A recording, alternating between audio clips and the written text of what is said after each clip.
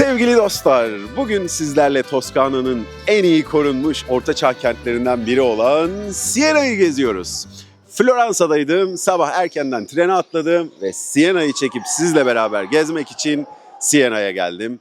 Çok keyifli bir gün olacağını ümit ediyorum. Floransa nasıl bir Rönesans şehri ise Siena'da aynı şekilde bir ortaçağ şehri. Zamanında büyük rekabet içindeler, hatta savaşıyorlar bile, o derece yani.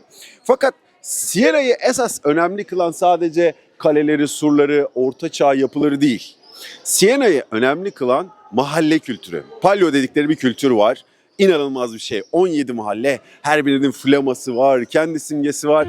Hepsini konuşacağız videoda. Hadi Siena gezimiz başlasın dostlar, gelin.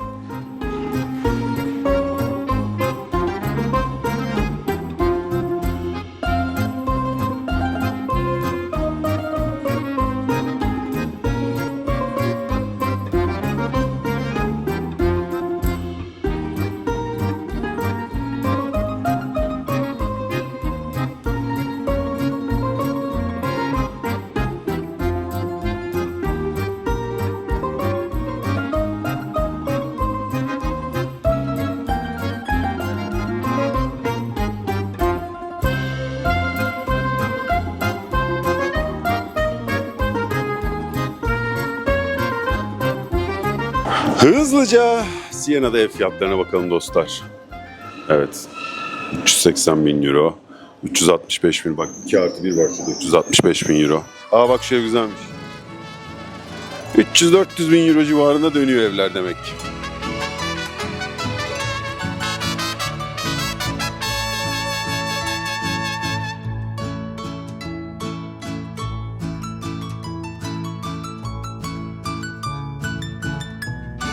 Şimdi şehrin merkezindeyiz. Piazza del Campo.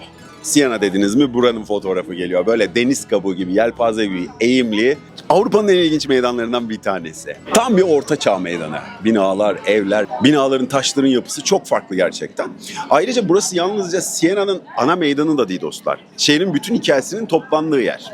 Yönetim binası burada, şehrin en yüksek kulesi burada ve Siena'nın mahallelerini karşı karşıya getiren Palio yarışı da burada düzenleniyor, bu meydanda. Aslında Siena'yı da farklı kılan bu dostlar. Çünkü Palio di Siena, yani şehrin 17 tane farklı mahallesi, Contradası var. Ve bu mahalleler birbirleriyle hep rekabet halindeler. Her birinin flaması, bayrağı, çeşmesi, kilisesi var. Ve senenin 2 günü burada bu mahalleler arasında bir at yarışı düzenleniyor. 2 Temmuz'da ve 16 Ağustos'ta kura ile seçilen 10 mahalle, atlar geliyor, jokeyler geliyor. Jokeyler atlara eğersiz biniyor ve atlar yarışıyor. Örnek veriyorum, 3 tur atılıyor. At üstündeki jokeyi atmış olabilir. At yarışı kazanırsa o at kazanmış oluyor. Mükemmel bir şey, mükemmel bir kültür, ilginç bir kültür. Eğer yolunuz 2 Temmuz ya da 16 Ağustos gibi buraya düşerse onu izleyeceksiniz zaten. Siena'nın esas yıldızı 12. 13. yüzyılda parlıyor dostlar. Bağımsız bir şehir devleti olduğu zaman. İşte burada bankacılık var, ticaret var, tekstil var ve sanat var. Dolayısıyla Avrupa'nın güçlü bir ticaret merkezi oluyor. Siena ile Floransa arası 1,5 saat, yani birbirine çok yakın 2 turistik bölge. Lakin zamanında bunlar birbirlerini yiyorlar. Floransa papalık yanlısı, Siena imparatorluk yanlısı.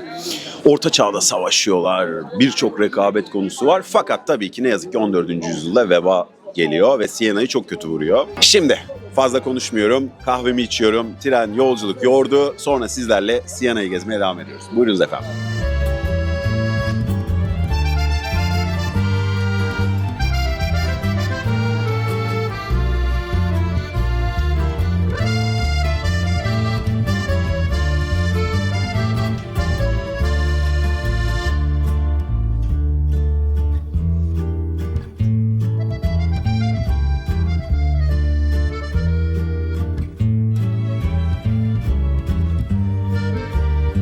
Şimdi sıra geldi Siena'nın katedralini gezmeye.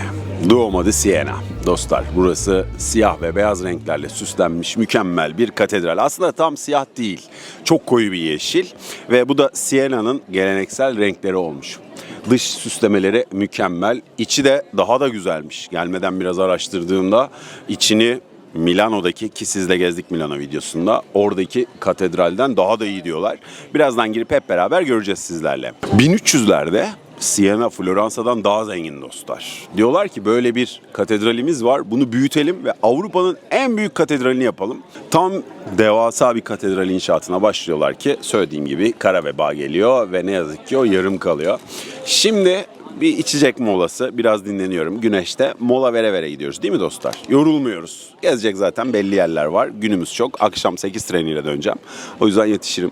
Şimdi bir şeyler içelim. Ondan sonra sizle beraber girelim şu Siena Katedrali'ne. Hep beraber gezelim. Görelim bakalım içi nasılmış. Gerçekten Milano'daki katedralden daha mı iyiymiş? Bilmiyorum. Ben de daha girmedim. Şimdi göreceğim. Buyurun. Hop! Hiç söylemiyorsunuz. Pazar ayini varmış. Pazar günü geldiğim için saat 1.30'da açılacakmış. Şu an saat 12:20 geçiyor. Şöyle sokak aralarına dalayım. Katedralin içine dönüşte uğrarız. Size gene de şöyle kapıdan göstereyim. Bir kapı açmışlar en azından gelenler görmeden gitmesin diye. Duruma göre bakarız. Buyurun.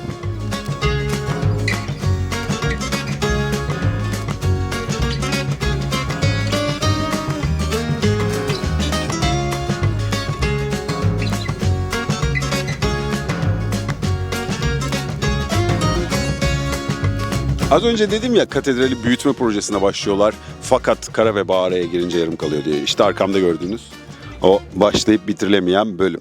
Burayı tamamlayamıyorlar ne yazık ki kara veba yüzünden. Tamamlasalar da aslında bakın şu arkamda gördüğünüz katedralle burayı birleştireceklerdi ve sanırım gerçekten Avrupa'nın en büyük katedrali olacaktı. Ama ne yazık ki kara veba araya giriyor.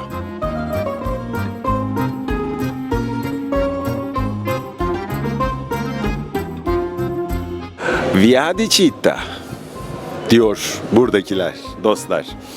Citta Caddesi'ndeyiz. Burası 600-700 yıl önce buradaki aristokrat ailelerin saraylarının olduğu bir sokakmış efendim. Şimdi kafeler, restoranlar, marketler var. Böyle yürüyorsunuz gölgede.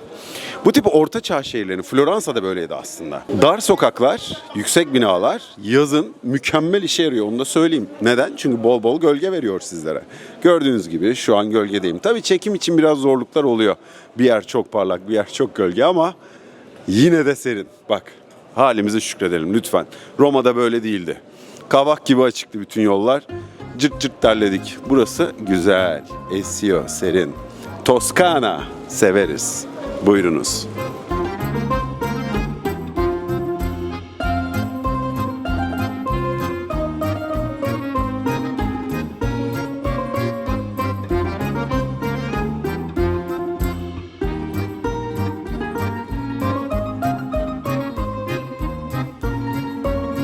Şimdi geldik öğlen yemeği saatine. Biraz acıktım dolaşınca. O yüzden bir yemek yiyeyim dedim. Hem de güneşten kaçmış olurum. Dostlar ben Lamprodotto deneyeceğim. Haşlanmış işkembe. Dilim dilim yapıyorlar. Sandviçin içine koyuyorlar. Acı baharatlı bir sos. Çok lokal bir Toskana yemeği. Floransa'da da vardı. Siena'da da var. Her yerde bulabilirsiniz. Deneyebilirsiniz. Tercih sizlerin. Şimdi şunu fark ettim. Kameramı bırakıyorum, çantamı bırakıyorum ve oradaki insanlara şey diyorum, çalışanlara ya da yanında oturanlara.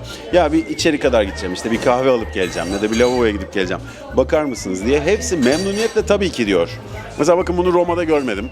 Roma'da ismi lazım değil, ünlü bir yani bildiğimiz bir markanın mağazasının alt katına girmiştim. Telefon çekmiyordu. Buket'e bir şey gönderecektim. Dedim ki ya çantam şurada dursun, üst kata çıkacağım. Yok dedi, burada hırsızlık çok. Biz sorumluluk alamayız. Lütfen çantanızı alın.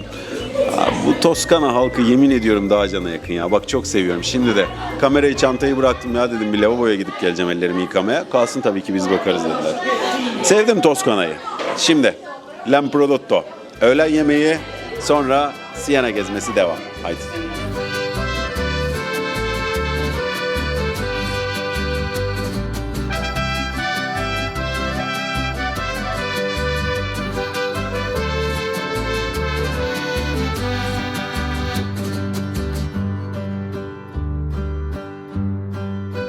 Dostlar buranın kurutulmuş domatesi mükemmel.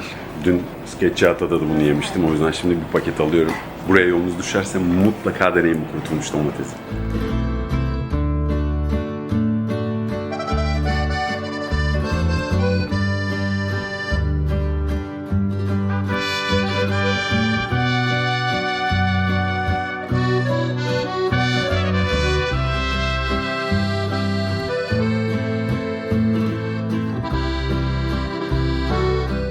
Siena bir ortaçağ kenti dedim. Tahmin edeceğiniz gibi surları var bu kentinde ve her yönden şehre giriş var. Kapılardan bir tanesine yürüdüm bu güneşte, güzel videolar çekeyim diye.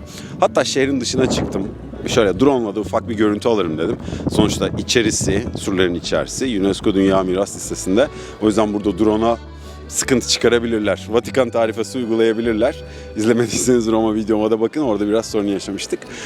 O yüzden dedim ki dışarıda drone uçurayım. Neyse çıktım dışarı. Yürüye yürüye geldim. Bayağı da yoruldum. Dik. Yani Siena aslında tepeler üzerine kurulmuş bir şehir dostlar.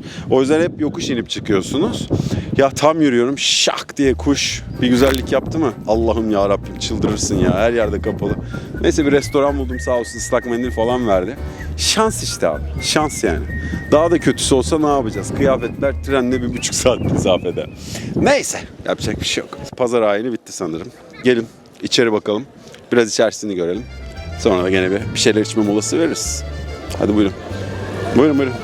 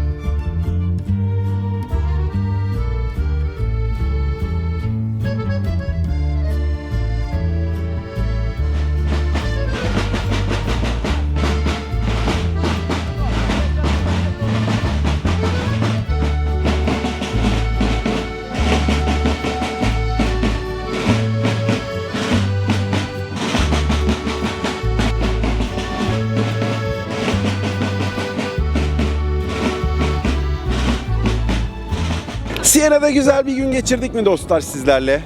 Keyifli miydi bu bölüm? Valla ben çok keyif aldım. Bu özellikle Toskana'nın böyle orta çağ kokan bir şehrinde dolaşmak çok hoşuma gitti. Ne yalan söyleyeyim. Evet turist var ama asla yormadığı gibi sizi orta çağın o dönemini alıp getiriyor. Sokakları, binaları, pencereleri, yapıları çok keyifli bir yermiş. Bir gün yetecek bir yer Siena. Bakın ben sabah geldim.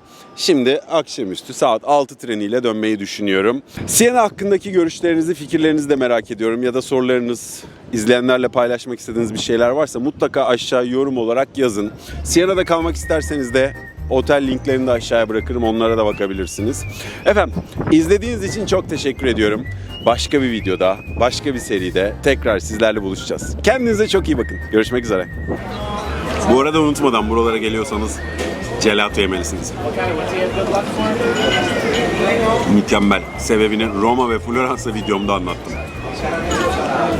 Görüşmek üzere.